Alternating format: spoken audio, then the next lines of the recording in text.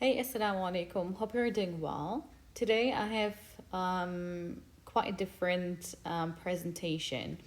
I'm going to talk about a case report which explains a mass which was emerging from a socket where a tooth was extracted.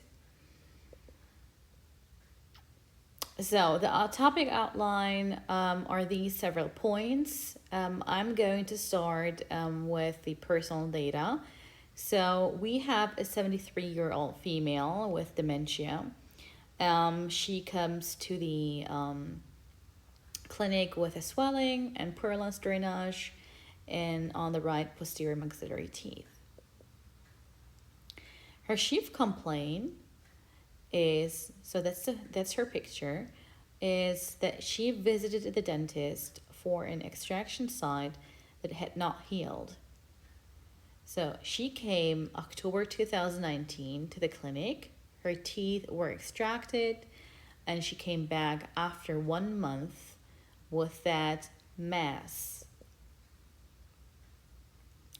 Past medical history, dementia, hypertension, and liver disease. So, what's the history of her present illness?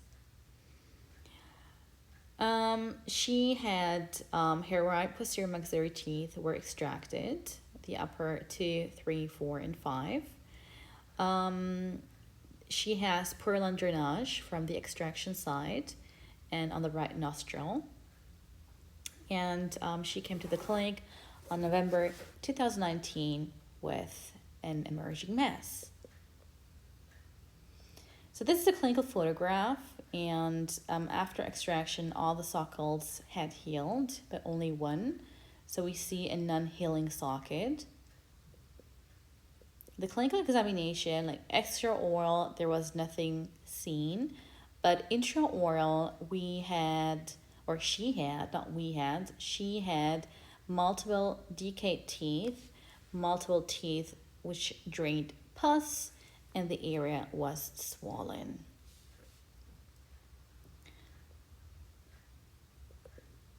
So, the histopathology is when the oral surgeon did a biopsy, they saw that she had exophytic papillary projections, which were lined by multiple layers of oncocytes, and papillary projections were supported by connective tissue.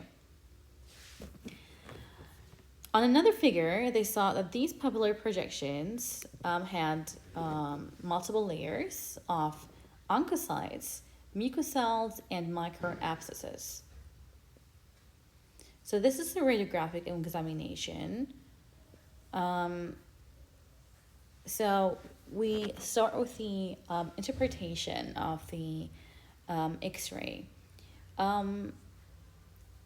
Localizing the abnormality. So it is on the right upper maxillary sinus. We see here in the red circle that there's something abnormal. It is localized, unilateral, single, and large. And the maxillary sinus is blurred. And the lesion is non-odontogenic in origin. Assessing the periphery in shape. It is ill-defined, and there is a blending border between the bone and the maxillary sinus. And we have here an irregular shape of the lesion. Analyzing the internal structures. We have a unilocular structure. It is radiolucent.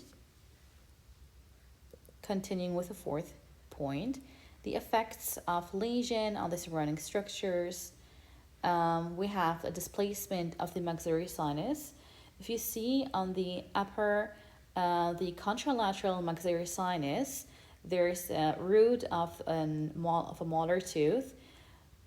This seems to be healthy, but the maxillary sinus on the upper right area is like kind of blurred, displaced, and the line of the maxillary sinus cannot be really seen.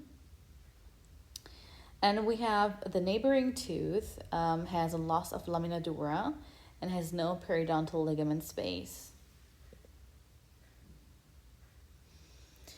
So if we do a differential diagnosis, we will think of an Epilis granulomatosa, cancer, which can be primary or metastatic, or ameloblastoma.